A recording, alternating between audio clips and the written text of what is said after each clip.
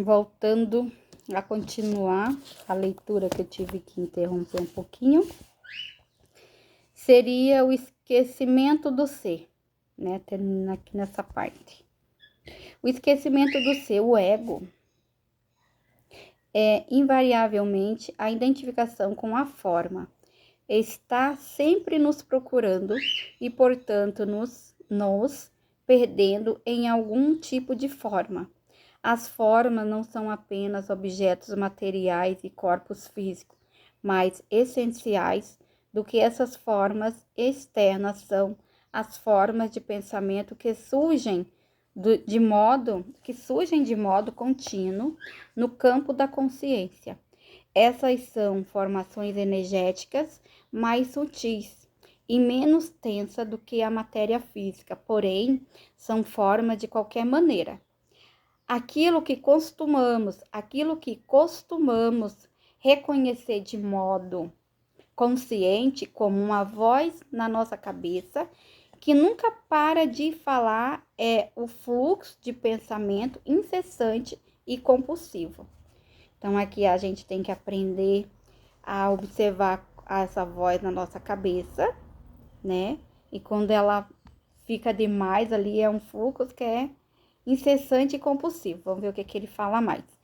Quando os pensamentos absorvem toda a nossa atenção, isto é, sempre que estamos tão identificados com essa voz e as emoções que as acompanham, que nos perdemos de nós mesmos em cada pensamento e em cada emoção. É porque nos encontramos inteiramente identificados com a forma de pensamentos recorrentes e de padrões emocionais e mentais condicionados que estão investidos de uma percepção do eu. Ele se estabelece quando o sentido de existir do eu sou é uma consciência sem forma. Mistura-se com a forma. Esse é o significado da identificação. Esse é o esquecimento do ser, o erro fundamental, a ilusão de separação absoluta que converte a realidade no pesadelo. Não entendi muito isso, vou ser bem sincera, mas vamos ver aqui de novo. É que eu tinha me interrompido, né? Eu vou ler de novo, porque eu gosto de entender de novo, tá? Eu tenho que entender também um pouquinho. Ó, o esquecimento do ser, o ego, invariavelmente a identificação com a forma. Está sempre nos procurando e, portanto, nos perdemos em algum tipo de forma. As formas não são apenas objetos materiais e corpo físico, mais essenciais do que essas formas externas são as formas de pensamento, que surgem de modo contínuo no campo da consciência. Elas são formações energéticas mais sutis e menos tensas do que a matéria física, porém, as formas de qualquer maneira, aquilo que costumamos reconhecer de modo consciente como uma voz na nossa cabeça, que nunca para de falar, é o fluxo de pensamento. Ai, perdão. Agora, como eu falei com contínuo, a garganta secou. Tá, então a gente tem que, se a gente se percebe, aí tu entende o que tá acontecendo com você. Se tu não se percebe, essa voz vai indo e tu não entende nada e às vezes tu segue essa voz que nem é o que é pra si, né? Mais ou menos isso? Não sei se eu tô certa. Quando os pensamentos absorvem toda a nossa atenção, isto é, sempre que estamos tão identificados com essa voz e as emoções que as acompanham, que nos perdemos de nós mesmos em cada pensamento e em cada emoção. Tá? A gente tem que sentir, se perceber, para a gente não se perder nessa emoção. É porque nos encontramos inteiramente identificados com a forma e, portanto, nas garras do ego. Ah, tá, agora tô começando a entender. O ego é um aglomerado de forma de pensamentos recorrentes e de padrões emocionais e mentais condicionados que estão investidos de uma percepção do eu. Ele se estabelece quando se existe. Não, ele se estabelece quando o sentido de existir do eu sou. Quem é uma consciência sem forma, mistura-se com a forma. Esse é o significado da identificação. Tô entendendo mais ou menos, tá? Tô aprendendo, tá? Também essa parte do ego. Esse é o esquecimento do ser, o erro fundamental, a ilusão de separação absoluta que converte a realidade num pesadelo. Então, quando a gente não... O ego, na verdade, é aquele que gosta de ter e não de ser. Por aí, mais ou menos? Do erro do Descartes ao insight de Sartre. O filósofo do século XVII, René Descartes, considerando o fundador da filosofia moderna, deu expressões a esse erro fundamental com sua máxima, que considerou a verdade básica: penso, logo existe.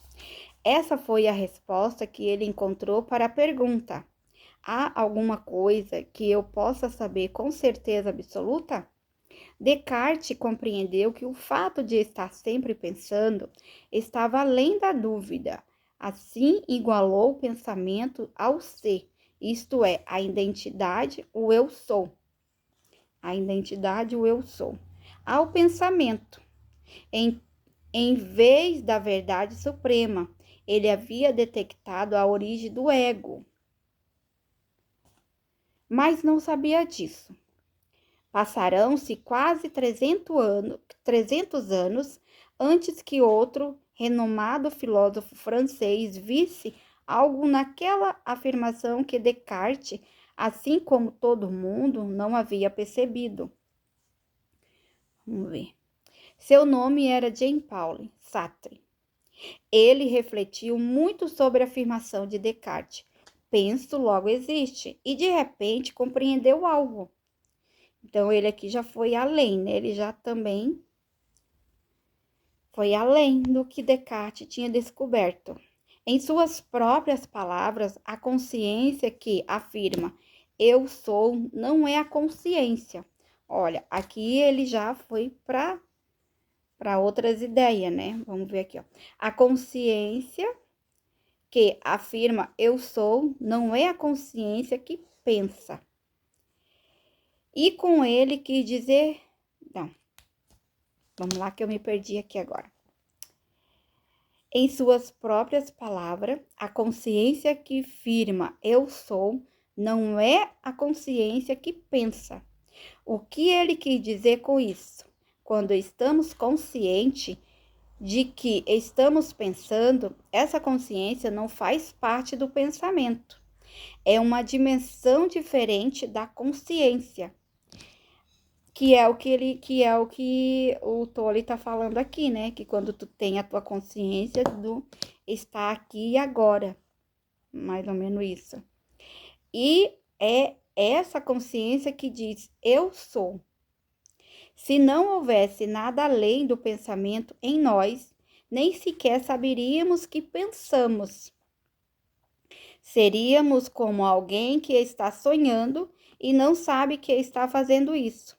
Estaríamos identificados com cada pensamento, assim como aquele que sonha está vinculado a cada imagem no sonho.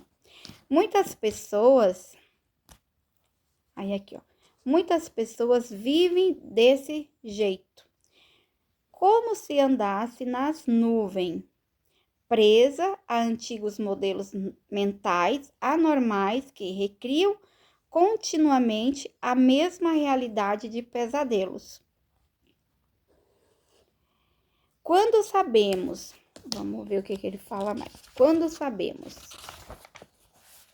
que estamos sonhando, é porque estamos desperto no sonho, outra dimensão da consciência se estabeleceu. A implicação da percepção de Sartre é profunda. mas ele próprio ainda estava identificado demais com os pensamentos para reconhecer o pleno significado do que descobrira, uma nova dimensão emergente da consciência. Então, Sartre já foi com outro, atrás de outra fórmula, né? De como, se o Descartes estava certo ou errado, no tempo dele estava certo, agora já vem outro, né? Que a gente tá sempre descobrindo coisas novas, né? A paz que exerce toda a inteligência. Acho que é isso, tá? Existem muitos relatos de pessoas que vivenciaram essa nova dimensão emergente da consciência como resultado de uma perda trágica em determinado momento da vida. Há quem tenha perdido todos os bens, os filhos ou o cônjuge, a posição social, a reputação ou a capacidade física, em certos casos, em decorrência de desastre ou guerra. Tudo isso se foi ao mesmo tempo e esses indivíduos se viram com nada. Podemos chamar um quadro como esse de situação limite. Então, aqui ele quer dizer, pelo que eu estou entendendo até agora, que quando a gente passa por situações difíceis, que aí são situações limites, né? Não importa com que elementos essas pessoas estavam identificadas, o que lhe dava a percepção do ser, isso se acabou. Então, de repente, inexplicavelmente, a angústia e o medo intenso que elas sentiam desapareceram, dando lugar à sensação sagrada da presença, uma paz e uma serenidade profunda e uma completa libertação do medo. Então, aqui, né, ao invés de elas ficarem com medo, elas se libertaram daquele medo e tiveram uma paz plena, né? Eu sei bem o que é isso. Vamos ver mais adiante. Esse fenômeno deve ter sido familiar a João Paulo, que usou a expressão a paz de Deus que exerce toda a inteligência, né? João Paulo, da Bíblia, né? Já tirou esse aqui. Que exerce toda a inteligência. Na verdade, é uma paz que não parece fazer sentido a quem já passou por essa experiência. Se pergunta, diante disso, como é possível que eu sinta tanta paz, né? É bem isso, quando a gente passa por difíceis, né, problemas com coisa assim, a gente se pergunta mesmo, né? Como que a gente consegue ficar tão em paz no meio daquela confusão? Depois que compreendemos o que é o ego e como ele funciona, a resposta é simples. Quando as formas com as quais nos identificamos, que nos dão a percepção do eu, desmoronam ou são resolvidas, o ego entra em colapso, uma vez que ele é a identificação com uma forma. No momento em que não há mais nada com que possamos nos identificar, quem somos nós? Assim que as formas ao nosso redor morrem ou quando a morte se aproxima, nossa percepção da existência, do eu, né? Aí a tua percepção fica livre das ligações com a forma, que é o de fora, né? De todas as identificações, entendemos nossa verdadeira identidade como a consciência propriamente dita, em vez de algo a qual a consciência se vincula. Essa é a paz de Deus. Quando tudo parece que está desmoronando, e mesmo com todos aqueles acontecimentos de fora, você consegue entrar para dentro de si e ter aquela paz que precisa para resolver aquela situação. É isso que eu estou entendendo, porque eu já passei por algumas situações complicadas E eu nunca tinha parado para pensar e nunca tinha lido essa parte, que é bem isso aqui mesmo.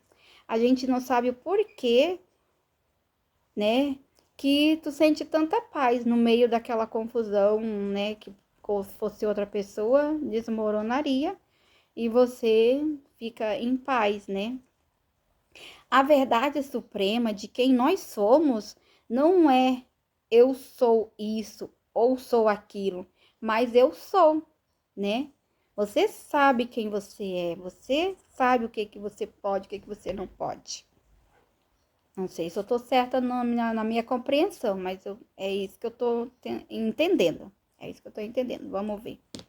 Nem todo mundo que vivencia uma grande perda passa por esse despertar, isto é, pelo processo de se associar da forma.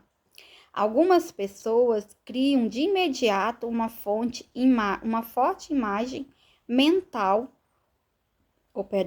ou uma forma de pensamento em que se veem como vítimas.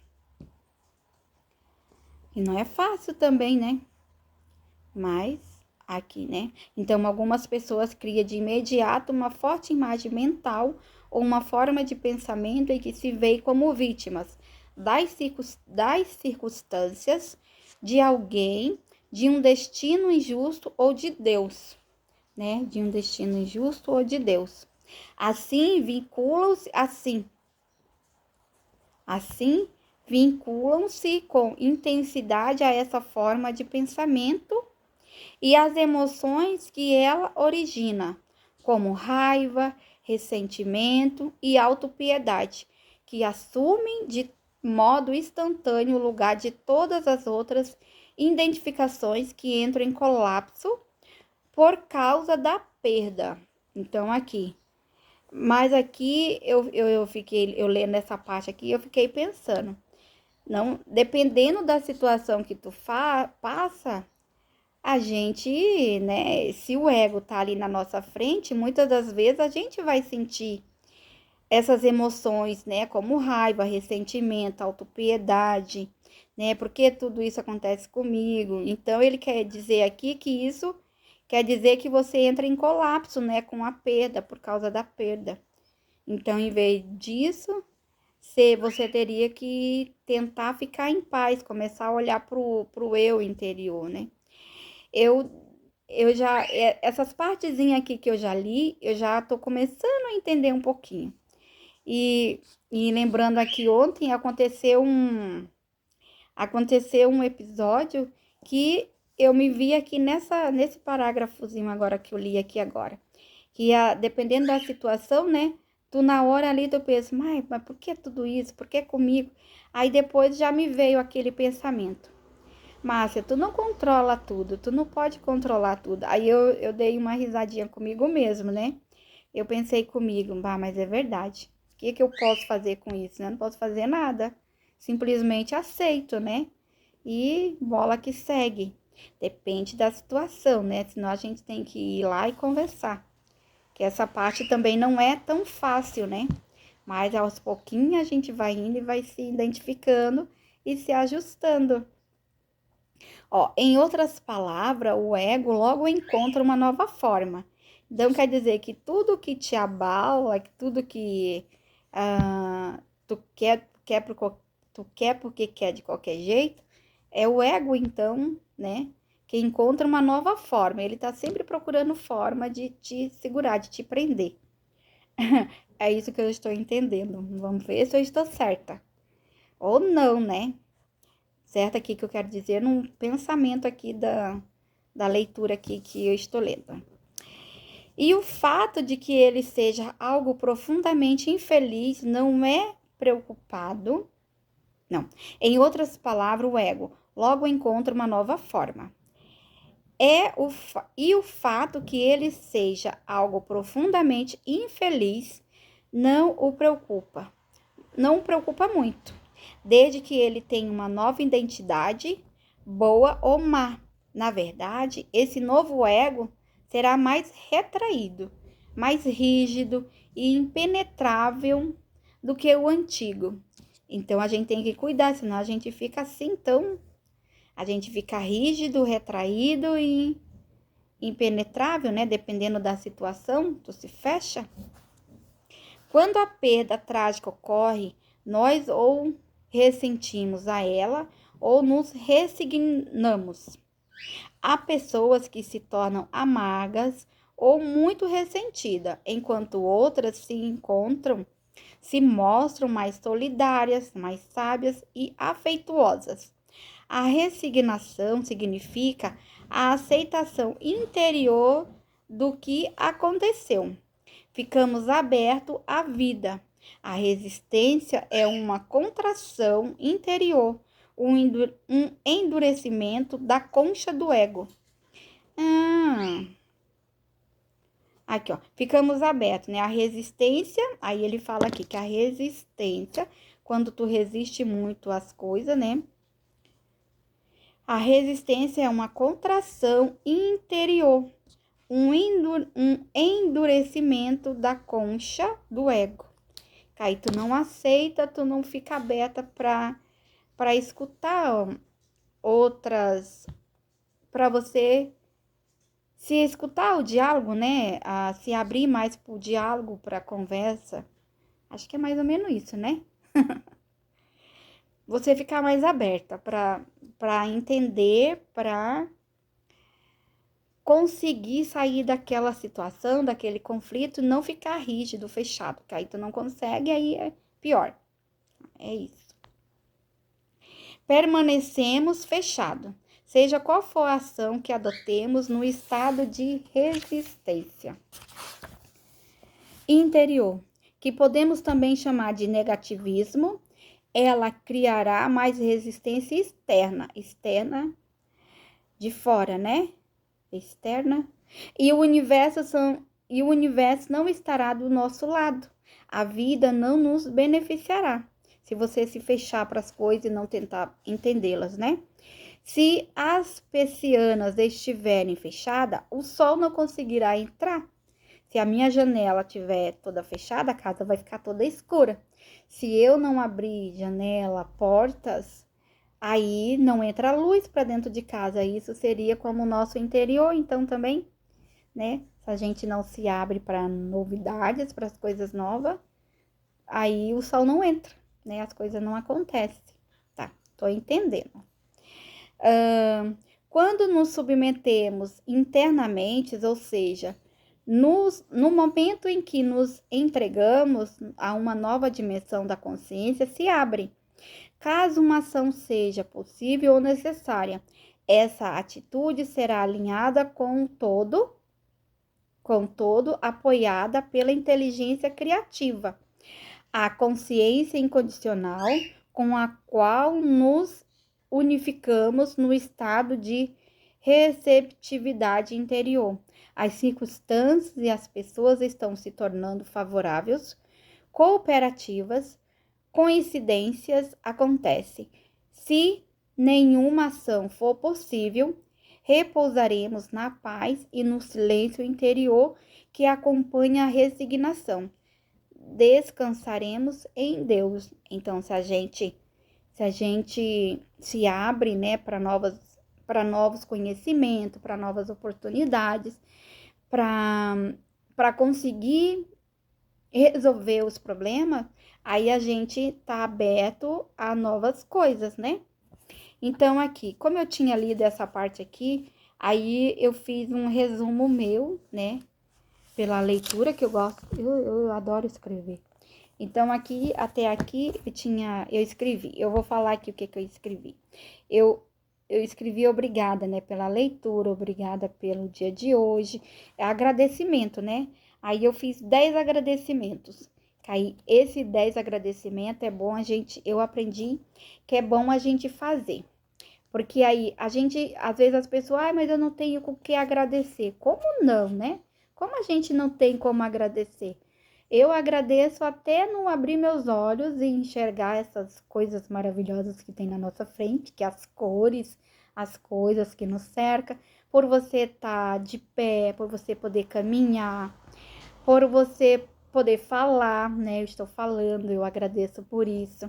Então, a gente agradecer por cada coisinha que a gente tem. E às vezes a gente quer agradecer muito. Eu aprendi que a gente quer agradecer muito o que tá fora, mas a gente tem que agradecer o que tá dentro de nós também, né? Eu agradeço por esse meu cabelo, por eu ter esse cabelo, né? Maravilhoso.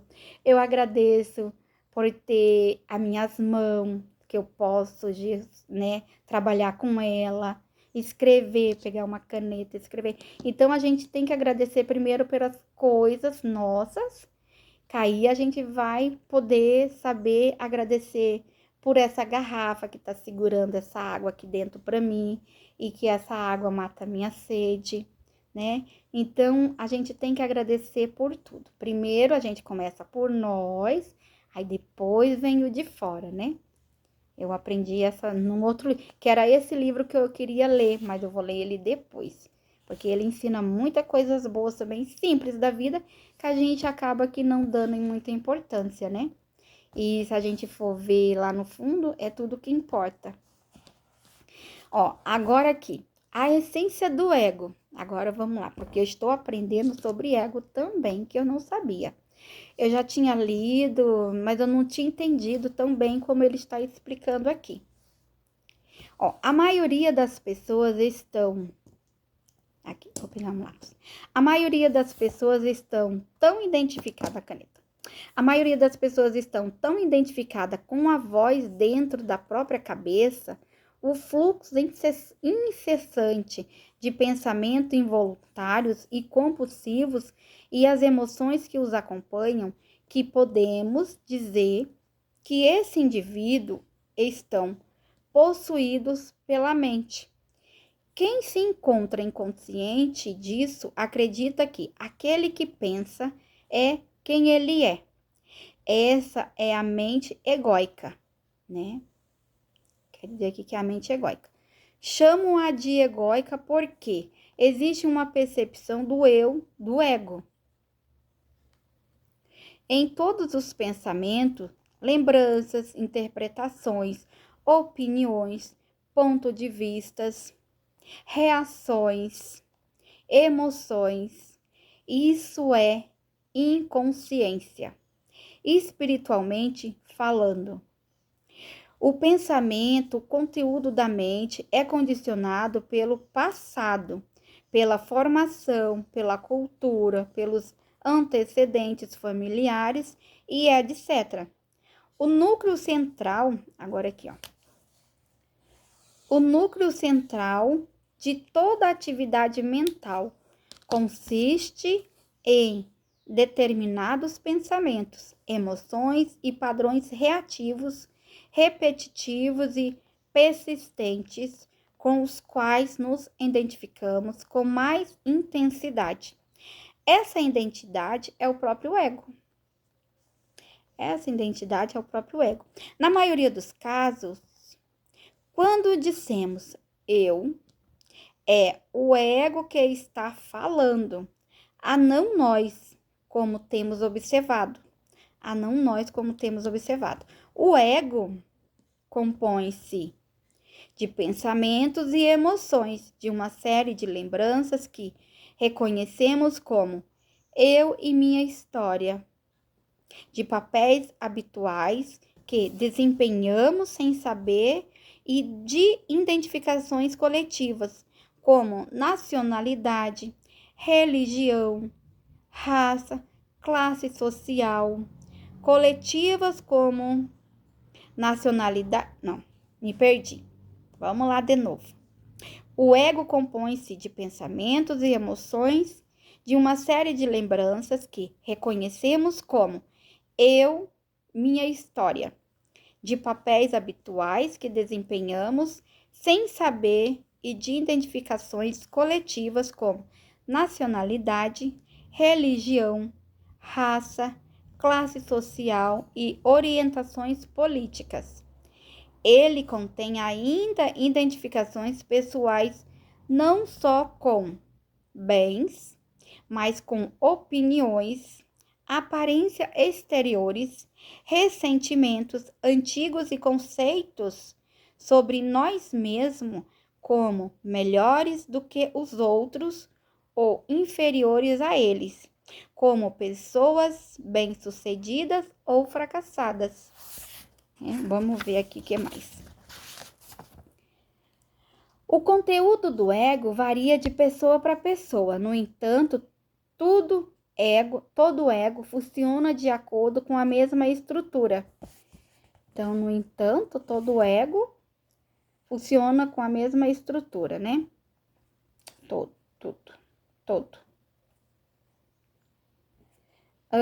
Em outras palavras, os egos diferem apenas na superfície.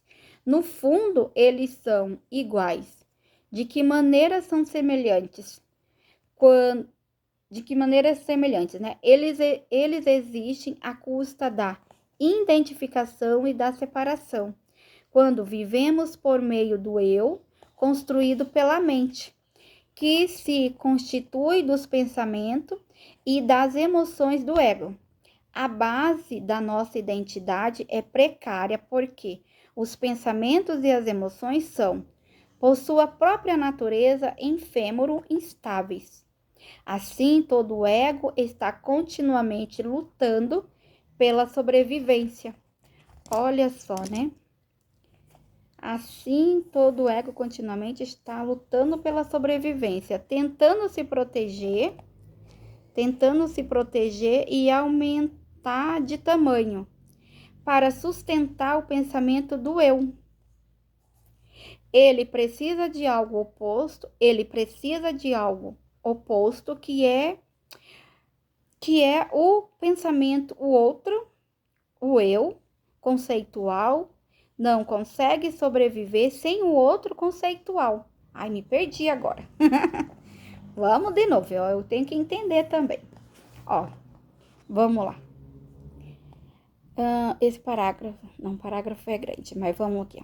Assim, todo ego está continuamente lutando para sobreviver, tentando se proteger e aumentando de tamanho. Para sustentar o pensamento do eu, né? Ele precisa de algo oposto, que é o pensamento outro. O eu conceitual não consegue sobreviver sem o outro conceitual. Os outros são, sobretudo, os outros, quando os vemos como inimigo. Ai, deu um nó na cabeça, né? Então, o ego, que é o outro, que é o eu, que é o eu. Ai, me deu um nozinho na cabeça, tá? Confesso. Depois eu vou ler de novo. Mas vamos ver o que vem mais para me desmiuçar e ver se eu consigo entender melhor. Quando os vemos como inimigo, né? Então, numa extremidade da escala desse padrão egóico de consciência, situa-se o hábito compulsivo. Vamos ver aqui. De encontrarmos defeito nas pessoas e nos queixarmos dela. Tá. Eu entendi que quando a gente se queixa de alguém ou que a gente fala de alguém, se a gente prestar atenção em nós mesmos, a gente tá falando da gente também, né? Esse eu aprendi, tá? Então, eu me policio quando eu falo, porque aí eu me olho para dentro também e vejo, tá, mas será que eu também não tenho algo parecido ou coisa assim? Essa parte eu já tô aprendendo, tem um pouquinho, então, aos pouquinhos, né, a gente vai caminhando. Então, aqui, Jesus referiu-se a isso quando disse, vamos ver o que Jesus disse aqui.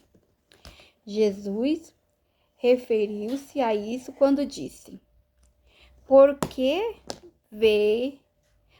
vens tu o arqueiro no olho de teu irmão e não reparas na trave que está no teu olho? Olha, viu? Né? No outro extremo da escala encontram-se a violência física entre indivíduos e as guerras entre países. Embora na Bíblia a pergunta de Jesus permanece sem resposta. Ela é sem dúvida, porque quando critico ou condeno o outro, sinto-me maior ou superior, né?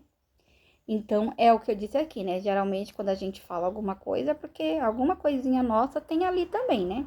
Então, a gente tem que olhar para dentro e procurar entender o que é aquilo, o que significa, né?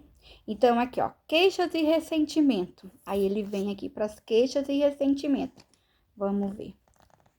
Claro que é tudo aos poucos e eu faço isso também, tá? Que nem eu falei, queixa, ressentimento, só que aí depois eu já volto tudo e jogo fora e fico só com o que vai me ajudar.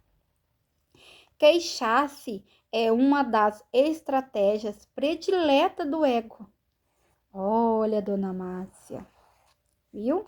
Para se fortalecer. Cada reclamação é uma pergunta, não. Cada reclamação é uma pequena história que a mente cria e na qual acreditamos inteiramente. Não importa se ela é feita em voz alta ou apenas em pensamento. Alguns egos que talvez não tenham muito mais do que se identificar sobrevivem apenas com queixas.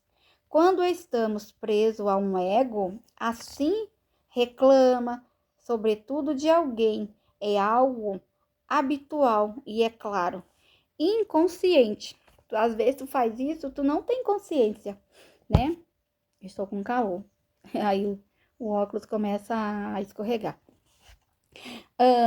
Então, aqui, às vezes a gente é inconsciente, é só quando você começa a se perceber, começa a se escutar, prestar atenção, né? Fazer o exercício ali que ele falou, de você ter consciência, né? Parar um pouquinho, colocar tua atenção ali para tuas mãos, para o teu corpo, né?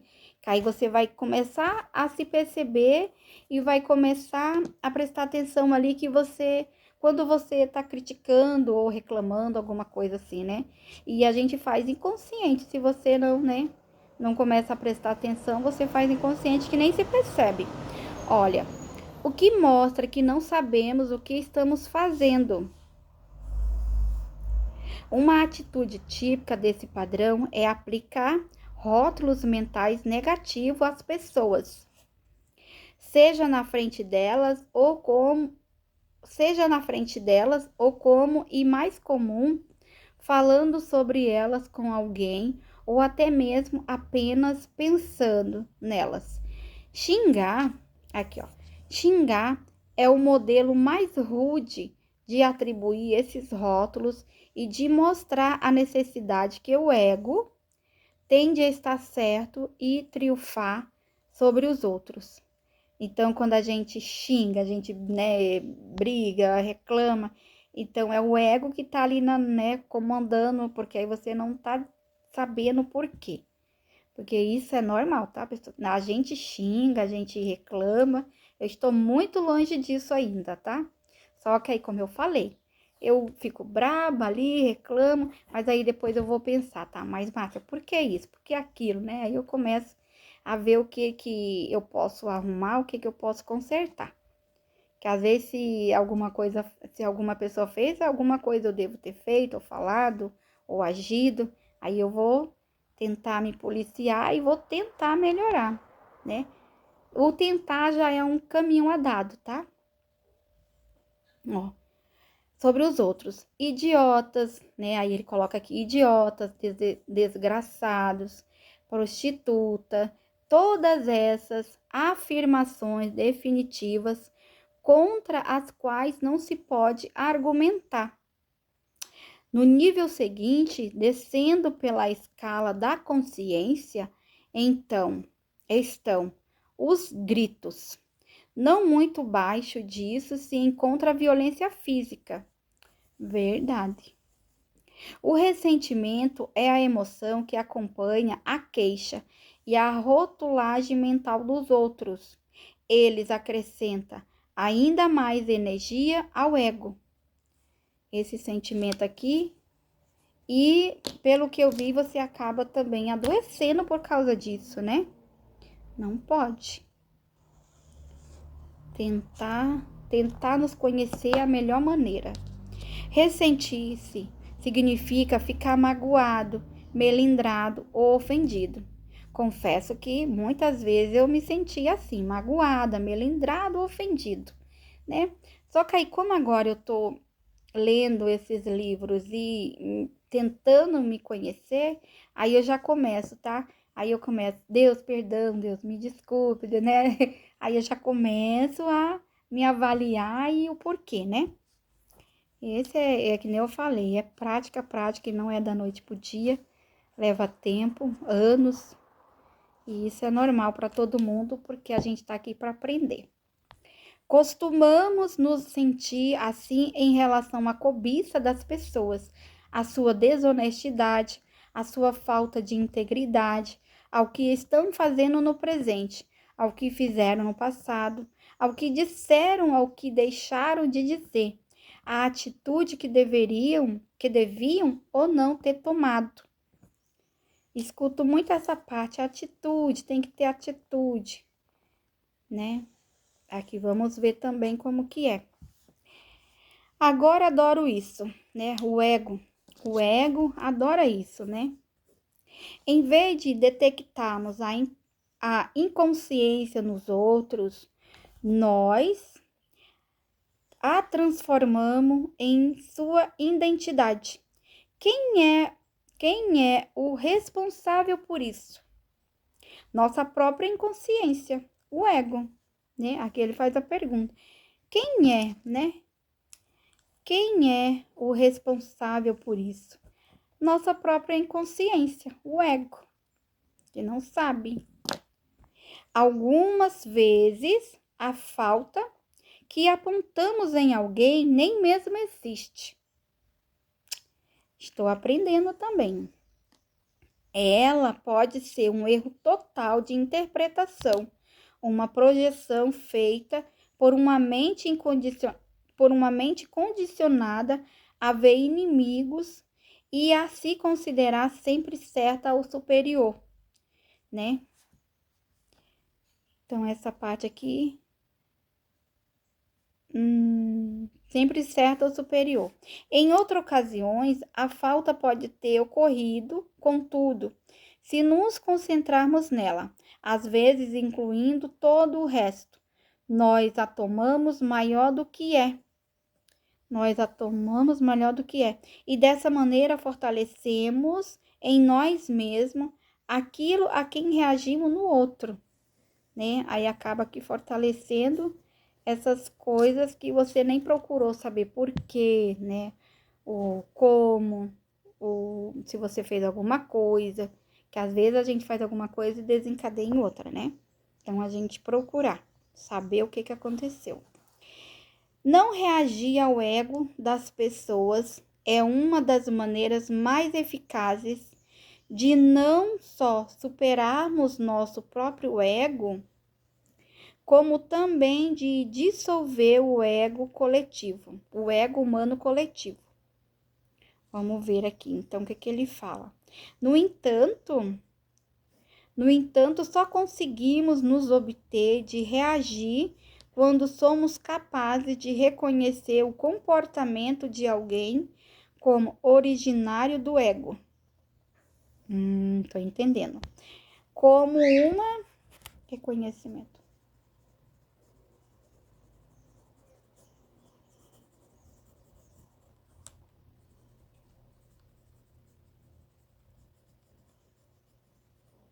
Eu gosto de anotar, porque aí se eu esqueço de alguma coisa, eu venho ali na anotação e vejo. No entanto, só conseguimos nos obter, né, de reagir quando somos capazes de reconhecer o comportamento de alguém como originário do ego, como uma expressão do distúrbio coletivo da espécie humana. Quando compreendemos que não se trata de nada pessoal, a compulsão para reagir desaparece. Não reagindo ao ego, muitas vezes podemos fazer aflorar a sanidade nos outros, que é a consciência não condicionada em oposição à consciência condicionada. Em determinadas ocasiões, talvez precisemos tomar providências práticas para nos proteger de pessoas fundamente inconscientes. Isso é algo que temos condições de saber sem torná-las nossas inimigas. Isso é algo que temos condições de fazer sem torná-las nossas inimigas. Nossa maior defesa, contudo, é sermos conscientes. Alguém passa a ser um inimigo quando personalizamos a inconsciência, que é o ego, né? Quando é o ego. Então, gente, eu tenho muito que aprender. Poxa, a quem não tem, né? Então aqui, ó. A não reação não é fraqueza. A não reação não é fraqueza. Eu já achava que seria fraqueza. Vamos ver. Mais força. Então, mais força. Outra palavra para não reagir é perdão. Sim, eu perdoo aquela pessoa ou aquilo por ter acontecido, né? Isso sim. Então, esquece a fraqueza, Márcia. É a força e o perdão, né? Outra palavra para não reação é perdão. Perdoar é ver. Além ou melhor, é enxergar através de algo.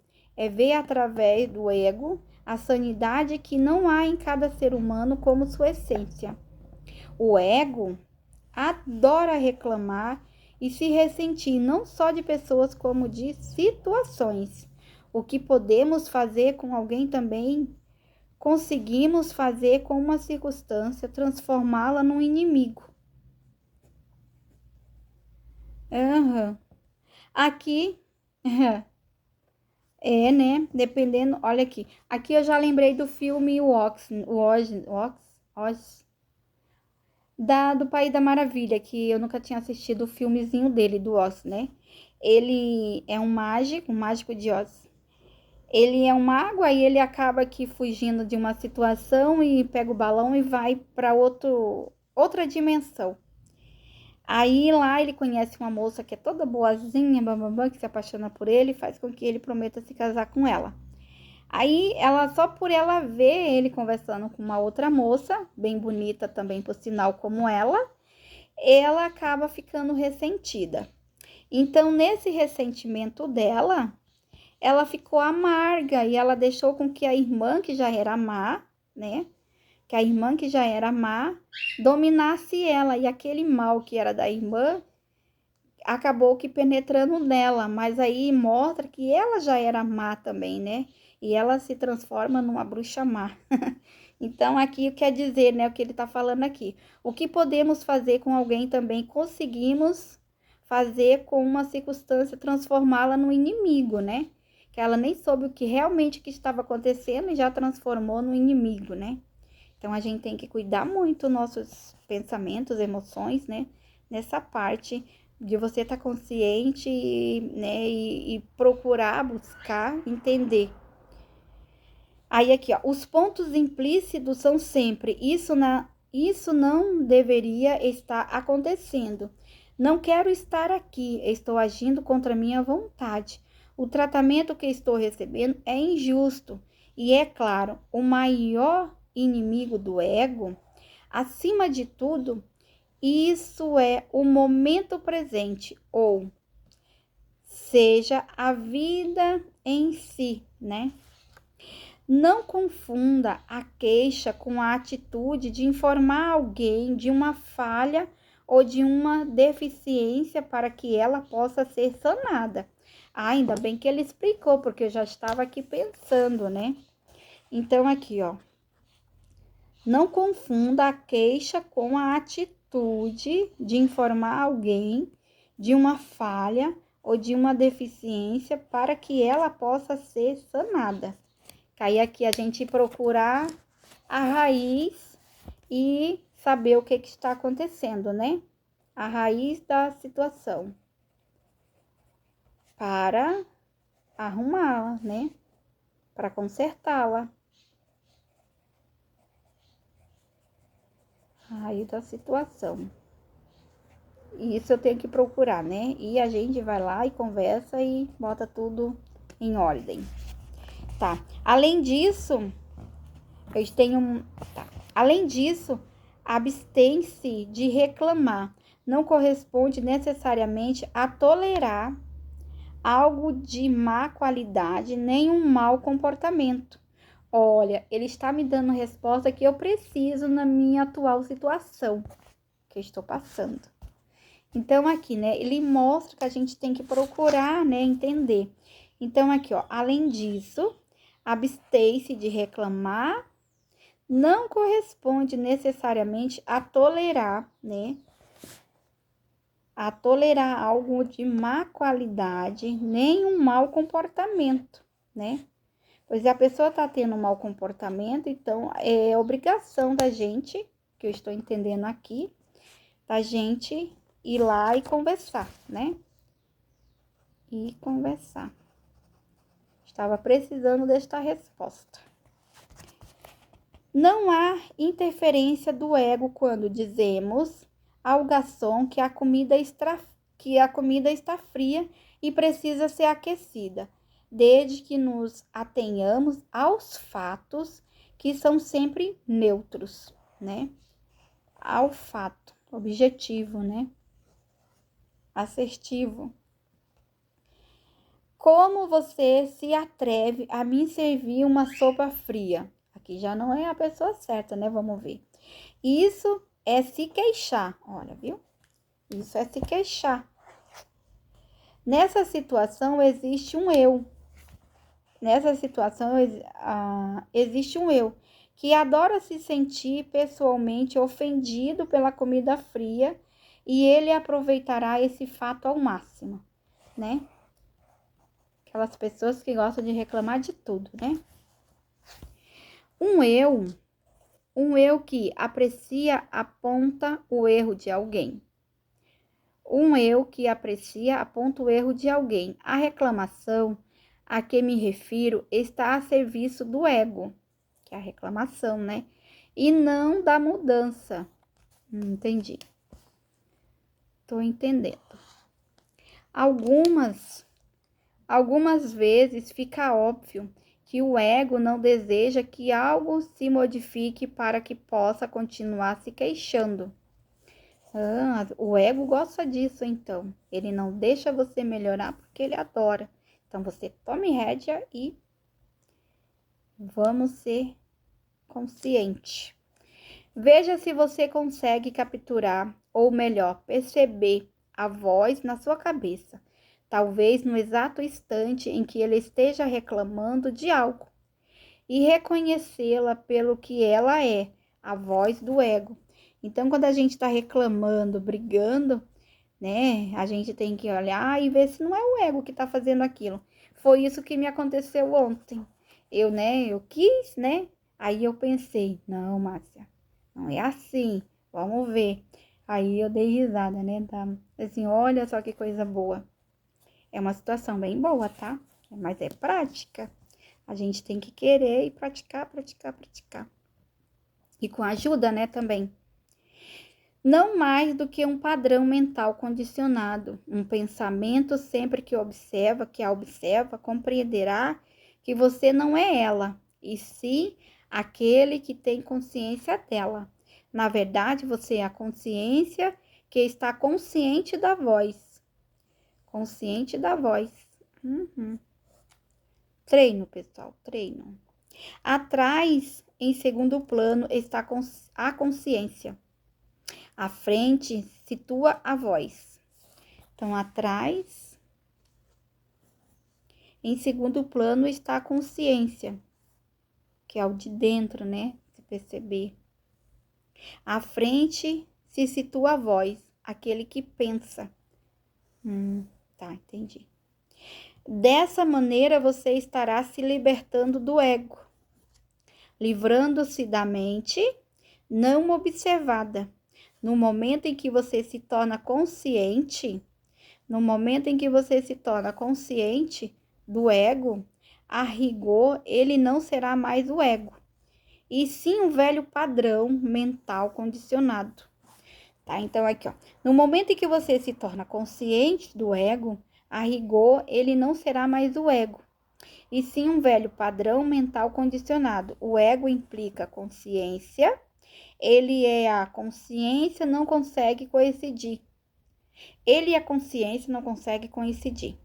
O velho padrão mental ou hábito mental pode sobreviver e se manifestar por um tempo, porque tem um impulso de milhares de anos de inconsciência humana coletiva atrás de si. No entanto, toda vez que é reconhecido, ele se enfraquece. Ai, que bom, coisa boa.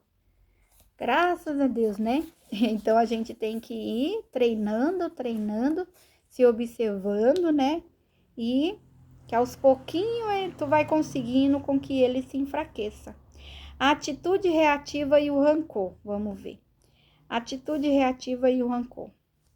Embora o ressentimento costume ser a emoção que acompanha a queixa, ela também pode vir junto com a emoção forte. Deixa eu ver. Nossa, gente, tudo isso já... Eu vou ter que parar. Eu vou parar essa parte aqui e vou fazer outro vídeo. Que já tem 50 minutos. Não demora muito, tá? Obrigado para quem escutou. Bom dia, boa noite. Um ótimo final de semana para todos. Espero que essa leitura tenha feito sentido para alguém, né? Assim como tá sendo feito para mim, tá? Gratidão e muita luz em seus caminhos. Amém. Até mais.